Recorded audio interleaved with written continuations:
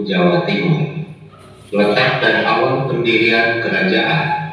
Empu Sindok memindahkan kerajaan Mataram ke Jawa Timur dan mendirikan dinasti Isyana dengan Wulan Galuh sebagai pusat kerajaan.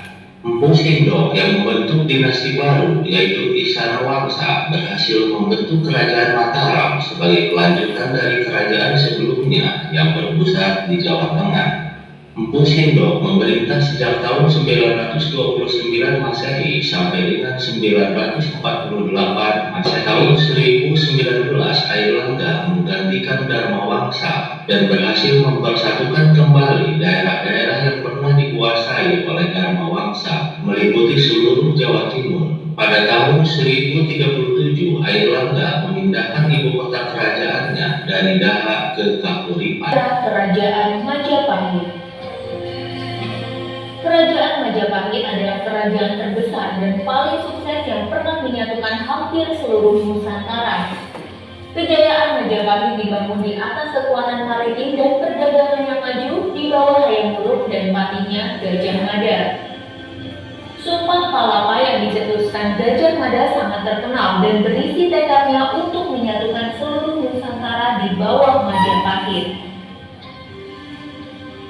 Majapahit sendiri merupakan kerajaan bercorak Hindu-Buddha terakhir di Nusantara sebelum digantikan Demak yang bercorak Islam.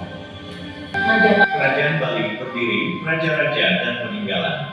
Kerajaan Bali atau Kerajaan Bedahulu adalah kerajaan kuno di Pulau Bali yang berdiri antara abad ke-8 sampai abad ke-14. Pusat kerajaannya berada di sekitar Bejeng atau Bedulu, Kabupaten Gianyar, Bali. Pendiri kerajaan Bali adalah Sri Kesari Warmadewa dari dinasti Warmadewa. Sejak pertama kali didirikan, kerajaan ini diperintah oleh beberapa keluarga raja. Namun, pergantian antara satu keluarga raja ke keluarga raja lainnya tidak disebutkan dengan jelas dalam prasasti kerajaan Bali. Salah satu raja yang terkenal adalah Raja Udayana dari dinasti Warmadewa yang berkuasa antara 989-1011 dan saat dinasti Warmadewa berkuasa, agama pertama yang berkembang di Bali adalah Buddha. Seperti dilansir Kompas.com, barulah pada periode selanjutnya rakyat Bali memeluk agama Hindu. Dari sumber sejarah prasasti, diketahui bahwa kerajaan Bali pernah dikuasai Singasari pada abad ke-10 dan Majapahit pada abad ke-14. Ketika ekspansi kerajaan Majapahit pada 1343 itulah kerajaan Bali akhirnya runtuh. Setelah kepemimpinan Sri Kesari Warmadewa sebagai pendiri dan raja pertama kerajaan Bali berakhir, takhta kerajaan jatuh ke tangan Ugrasena. Tentang kerajaan-kerajaan Hindu di Jawa Timur sampai di Bali. Bagaimana cara kita menyajikan kerajaan-kerajaan Hindu itu dalam bentuk proyek menurut kalian dengan cara apa? Baik. Berarti kita sekarang akan membuat tugas ya. Nanti tayangan caranya membuat tugas tentang mapping. Nah, LKPD kerajaan-kerajaan Hindu di Indonesia yaitu dari Jawa Timur sampai Bali. Tujuannya sudah dijelaskan tadi. Caranya kalian berdoa terlebih dahulu, kemudian tujuan belajarnya. Nah, di sini dengan model pembelajaran project based learning, kalian mampu membuat laporan hasil berupa proyek tentang kerajaan-kerajaan Hindu dan peninggalannya. Nah, caranya nama kerajaannya dipilih. Baik, kita tentukan dulu. Nama kerajaan yang dipilih dari kelompok 1 kerajaan apa? Kerajaan Majapahit. Kelompok 2? Bali. Kerajaan Bali. Iya, kerajaan Bali. Ini kerajaan apa? Oh, baik. Sekarang Ibu bagikan LKPD-nya dulu ya. Ini LKPD-nya seperti ini. Nama kerajaannya diisi ya. Nama kerajaannya dulu. Terus tahun berkembangnya tahun berapa? Lokasinya di mana? Kerajaan Majapahit. Lokasinya di mana?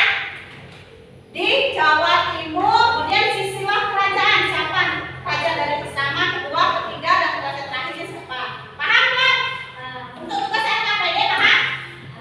Kelompok tetap ini ya. Kelompok sudah tidak dirubah lagi kelompok. Kelompok 1 Majapahit. Ini kerajaan Bali. Boleh aku langsung lagi? Boleh. Kerjasama. Ada yang nulis, ada yang nulis, ada